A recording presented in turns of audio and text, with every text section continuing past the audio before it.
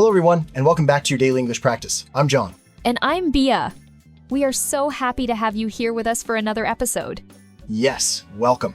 Today, we are going to talk about something very important for all English learners. It's a big step in learning to speak fluently. Ooh, it sounds serious. What is it, John? It's about how to think in English. Ah, yes. How to think directly in English without translating from your own language first. This is a great topic. It's something everyone asks about. Exactly. It can feel difficult, but we are here to give you some simple, practical tips to help you start. And don't worry, we will keep everything super simple and easy. This is a friendly conversation to help you learn. Ready to start? All right, Bia, let's start with the big question. Why is it a problem to always translate in your head? That's a great place to start. When we learn a new language, it's normal at first. We hear something in English. We translate it to our language to understand. Then we think of a reply in our language and translate it back to English to speak. Right? And that is a lot of work for your brain. It makes conversations very slow. So slow. And sometimes the way we say things is different. The grammar can be different between languages.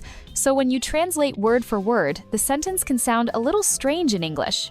That's a very good point. So the goal is to think directly in English. This makes you faster and you sound more natural. But how do we start? It sounds difficult. It does, but we can start in a very, very small way. My first tip is to start with single words. Okay, single words. What do you mean by that? Look around the room you are in right now. What do you see? Maybe you see a table. The idea is to see the object and think the English word table. Right? Not the word in your language. And then table. Just see it and think. Table. Ah, I understand. So you connect the object directly to the English word, you take out the middle step. Exactly. You can do this all day long. You see your bed, you think bed. You see a window, you think window. You see your phone, you think phone. It's a simple game to play with yourself. That is a great first step. It helps build a new habit. Okay, so after you can do that with single words, what is the next step? The next step is to make very simple sentences. Okay, so using the word table from before. Yes, you can look at the table and think, this is a table. Or, the table is brown. Or, I see a table. They are very short, very easy. I like that. You are not trying to have a long, complex conversation. You are just making a simple connection in your brain. Exactly. You see your cup of coffee. You can think, this is my coffee. The coffee is hot. That's it. 2 simple sentences. That is a big success. So the first 2 tips are think in single words and then think in simple sentences. That sounds manageable. What is the third tip? The third tip is my favorite. It's to narrate your day. Narrate your day? What does that mean? It means you describe what you are doing as you are doing it, in your head. Or you can speak it quietly if you are alone. Can you give us an example? Of course. In the morning, when you wake up, you can think, I am waking up. I am getting out of bed. Now I am walking to the kitchen. I see. So you are like a storyteller for your own life. You are the voice in the movie of your life. Yes. I love that. I am making breakfast. I am eating my breakfast. It is good. It connects your actions to English words. It makes English part of your real life, not just something in a book. That sounds like a very powerful method. It's active practice all day long. It is. And it's okay if you don't know a word. That's fine, you can look it up later. The important thing is to try. These are 3 great practical tips.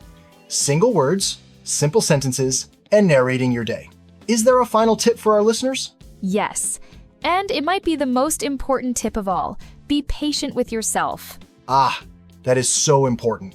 Learning a new skill takes time. It's not magic. It's not magic at all. You will not start thinking in English perfectly in 1 day or 1 week. It's a slow process. Some days will feel easy and some days will feel hard, and that's normal. And it's okay to make mistakes. Mistakes are a part of learning. Yes, be kind to yourself and celebrate the small successes. If you think this is a window without translating, that is wonderful. That is progress. Don't be sad if you have to translate sometimes. Just keep practicing. That's the perfect message. It's a journey, not a race. That was a great conversation, Bia. I think those tips will be very helpful. Now it's time for our vocabulary review. Yes. Let's explain some of the important words we use today. I will start. The first word is translate. To translate is to change words from one language to another language. A perfect definition. My turn. The next word is habit. A habit is something you do very often, so you do it without thinking. For example, brushing your teeth every morning is a good habit. Great example. Okay, the next word is narrate. To narrate means to tell a story or to say what is happening. In our tip, you narrate your day by saying things like, I am walking or I am reading. Excellent. The next word is goal. A goal is something that you want to do in the future. Our goal with this podcast is to help you improve your English. Yes, it is. And our last word is a very important one, patient. If you are patient, you can wait for a long time without getting angry or upset. It is important to be patient when you are learning something new. That's right. Learning a language takes time. So patience is key. That was a great review. And that is all the time we have for today's episode of English Unleashed. We really hope our tips are helpful for you. Remember, thinking in English is a skill you can learn with practice. That's right. Don't try to do everything at once. This week, maybe just try tip number 1. Look at objects and think of the English word. That is a great idea. Start small and be patient. You can do it. Thank you so much for listening to English Daily Now. We look forward to seeing you next time. Goodbye, everyone, and happy learning.